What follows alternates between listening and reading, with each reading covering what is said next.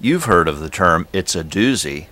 Well, this vehicle truly is a doozy, a Duesenberg, and one that at auction would fetch around $1 million, according to members of the Glidden Tour that visited Romney, West Virginia on Monday, September 19th. The Duesenberg was one of 265 antique vehicles that stopped at Wapakoma Station, where the tour members were treated to a ride on the Potomac Eagle excursion train. The tour members are staying at the Rocky Gap Lodge outside Cumberland, Maryland for the week-long event. It will be their base location from where they will set out on daily trips by visiting a different destination each day. The Glidden Tour is like a family reunion among old car nuts. There are people on this tour who have been on 40 Glidden Tours. We hold the Glidden Tour is held the same time every year. It's put on by the Antique Auto Club of America and the VMCCA, which is another club. And you meet old friends. Some people we only meet on the Glidden Tour. After you go on your first one, you're hooked. But the requirement of the Glidden Tour is the cars have to be 1942 or older. This has a 346-inch flathead V8 engine in it. Caddilac made excellent engine. This is the same engine that was used in the World War II tanks. And how is it to run? Oh, runs like a fine Swiss watch.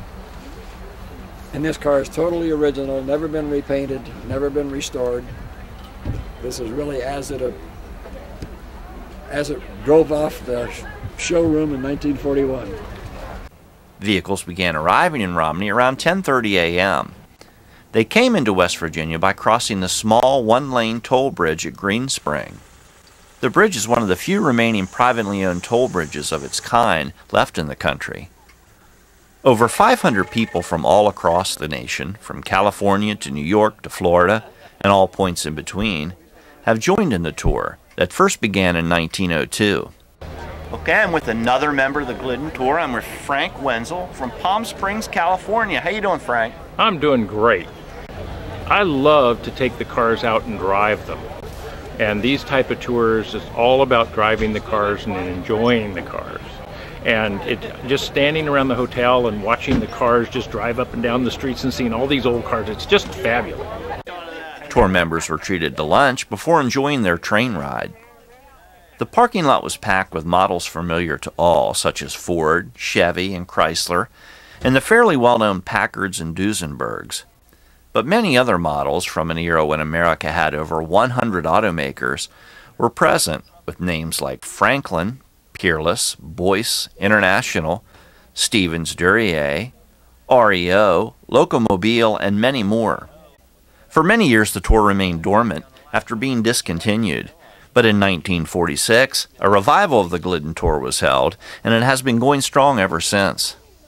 This is a 1931 Studebaker President Speedway model.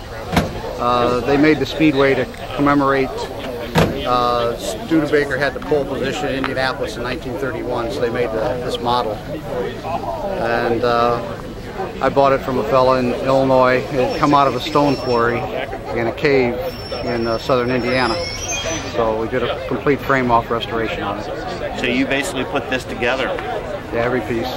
How long did that take? A few years, a couple years. And how are you satisfied? How does it ride? Oh, it rides better than a new car. Yeah. Despite the incredible number of amazing antique vehicles, tour members said that being able to be around their like-minded friends makes it all worthwhile. What would you say is the most enjoyable thing for you about the tour? People. Yeah.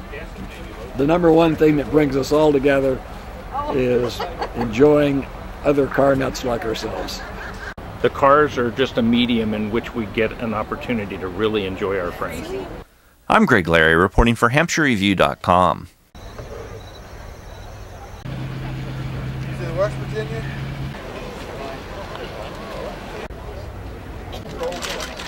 Yeah.